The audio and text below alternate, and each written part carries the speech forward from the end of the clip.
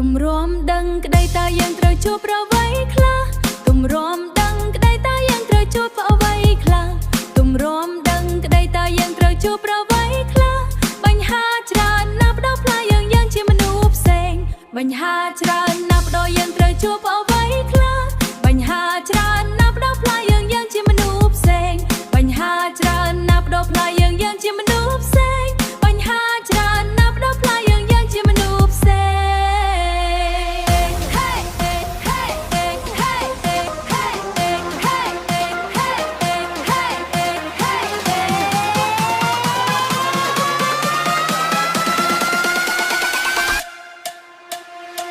រស់ដើម្បីខ្លួនឯង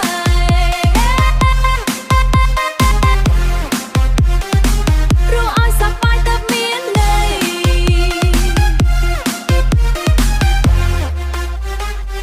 រស់ដើម្បីខ្លួនឯង